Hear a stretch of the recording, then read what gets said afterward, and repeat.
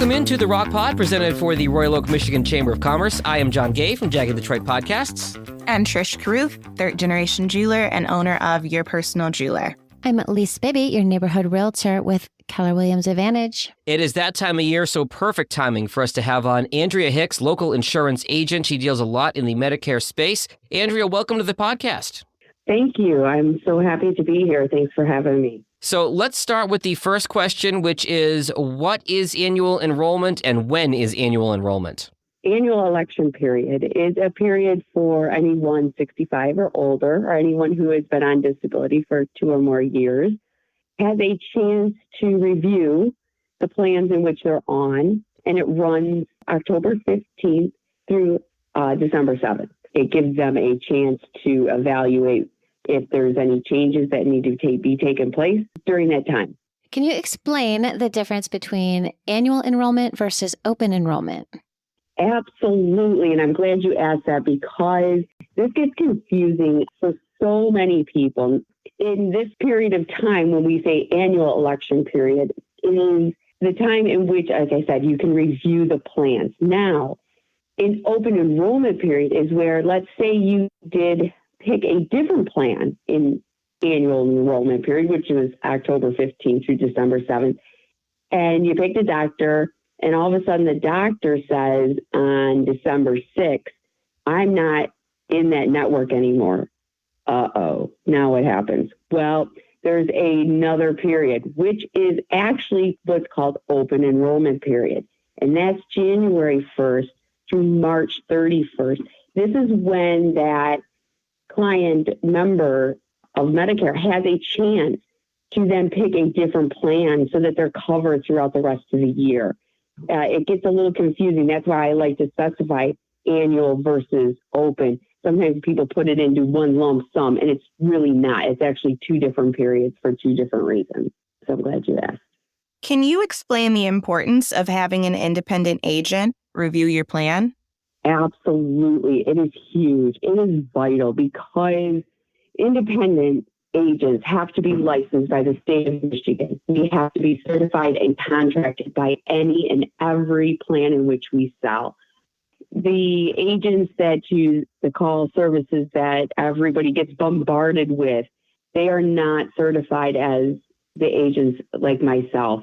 We will sit down and we will go through your doctors, your prescriptions, what you actually need for health benefits, not just ancillary products, which is nice to have, which when I say that, I mean your extra benefits, such as that pretty dental plan or the vision plan. An agent's going to make sure that your health comes first. That is the most important thing, obviously. So I want to ask you kind of a specific question here, but it might apply to a lot of our listeners here, Andrea. So I have a friend whose parents, when they were picking a plan, they picked a plan that was based on the lowest premium, lowest monthly payment for Medicare. And really, they have been, let me put this delicately, hammered with co-pays and things like that because they took the lowest premium plan. But somebody along the way told them, well, once you pick your plan and you enroll in it, you're kind of stuck with it unless there's a major change. Can you speak to that a little bit, or is it possible for them to change? When you enter the Medicare world, you get your A and B. You have to have both. And when you have that, you have what's called original Medicare, which is kind of just basic. And then you have original Medicare, which you can stay on. Then you have Advantage plans. And then you have supplemental plans. It sounds like what you were talking about is like a supplemental plan where they took that low premium, and then, yes, you get bombarded with these co-pays for specialists or additional costs. There's so many variables, and that's when an independent agent can help steer you in the right direction depending on your health. There's so many different plans that it could take us all day, so I don't want to get into that. But if you didn't have something, it would be catastrophically more expensive if you were just on original and didn't have any backup. Okay, let me back up and ask you a more general question, though, because you mentioned some terms there, and I want to make sure I understand it as well as our audience. Right. What is the difference between an Advantage plan and a supplemental plan? So I try to put it in layman's terms so that people speak this language, not our jargon of the insurance world. So a supplemental plan, they call it sometimes a Medigap plan, and it pays, 20% after the deductible that you pay. It has several letters. It goes through like A through, N. Most people pick, let's say, N or G. And that is standard across the board. So no matter what private insurance company that you pick, if you pick Plan N, it's Plan N. It never varies. That is what it is. But you do pay a extra premium for that on top of your Medicare Part B, which last year it was $164.90, and this year I'm not guaranteed if it stays the same, but at roughly that amount. So let's just say $170. Then Advantage plans is you pay that, let's just say $170, and then you don't have another payment such as a premium like on a sup. You just have your regular doctor copays or specialist copays.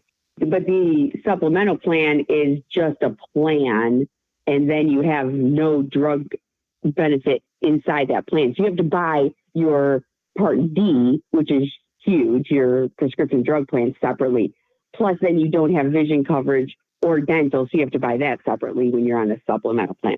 Advantage plan is kind of all rolled into one. They kind of call it the C plan, which is the Advantage plan. So it kind of gives everything in a lump sum for the client.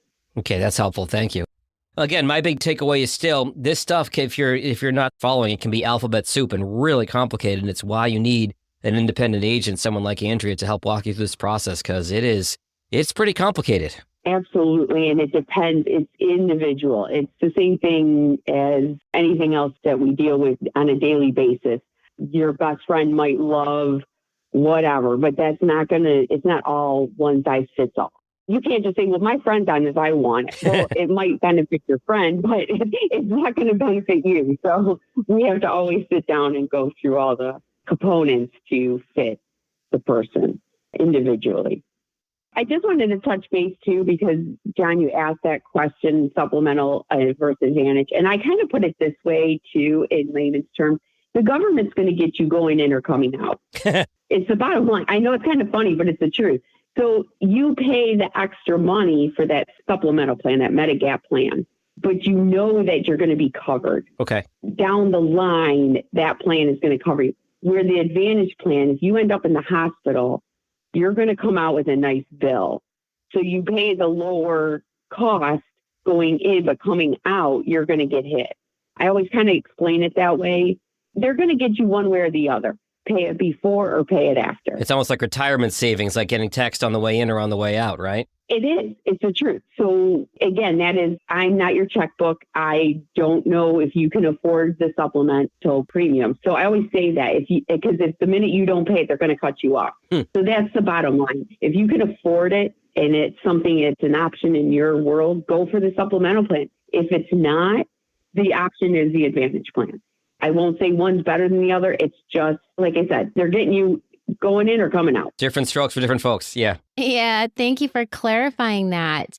So, Andrea, what do you do in your spare time? Do you do any community work in the neighborhood? Yes, I volunteer as often as I can, and I join many communities. I work with different communities all around the local metropolitan area. I am part of the Royal Oak Chamber of Commerce. I am also an employee of the YMCA. I teach swimming lessons, and I also help the seniors there with their Medicare or people with Medicaid questions or life insurance or annuity questions. I work with different centers such as Dedicated or Oak Street Health, where if they need an agent, I'm always there to help. I'm part of the Madison Heights Women's Club and love volunteering there. And of course, our local libraries, if they ever need help. And of course, at my daughter's school as a mom. So yes, I'm busy, but I love it. And I'm also on the board of the BWN network, which is the Business Women's Network. So I am the coordinator of events on that. So I try to get involved as much as I can so people can see my face and know that I am helping in our communities.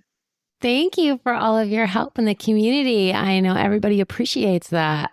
Oh, you're so welcome. I love it. It's joyful. Yes.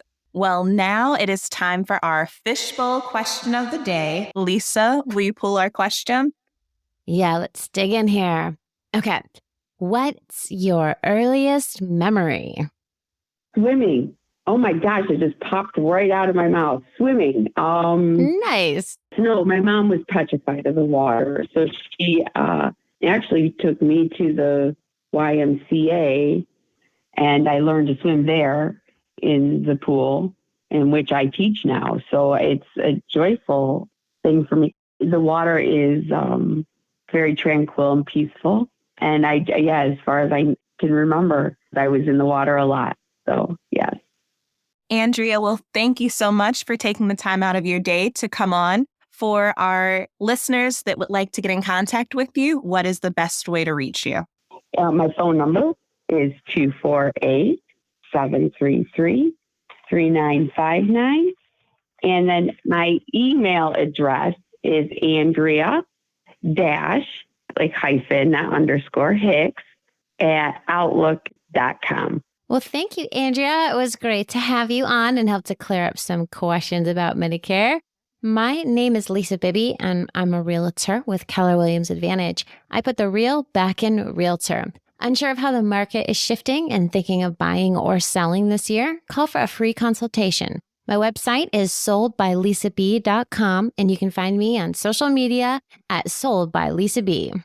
I'm Trish Carruth, third-generation jeweler and owner of Your Personal Jeweler. I specialize in creating custom engagement, wedding rings, and fine jewelry. You can find me on Instagram and Facebook at The Personal Jeweler, on our website, www.thepersonaljeweler.com, or at our storefront in downtown Royal Oak on 4th and Washington. I'm John Gay from Jag in Detroit Podcast. Before I give my plug, I do want to thank Andrea again for coming here. If you've been to a Royal Oak Chamber event recently, chances are you've seen Andrea and you've seen her enthusiasm for what she does, in addition to all the laundry list of things that she volunteers with in and out of the chamber. So it's been great having her on. If you're interested in anything podcast related, I'm the podcast guy. You can contact me at jagindetroit.com or on social media, Jag in Detroit, JAGIN Detroit. Thank you for listening to this episode of the Rocc Pod, presented for the Royal Oak, Michigan Chamber of Commerce. For more information on the Chamber and all of our events, you can visit royaloakchamber.com. Thanks, everyone.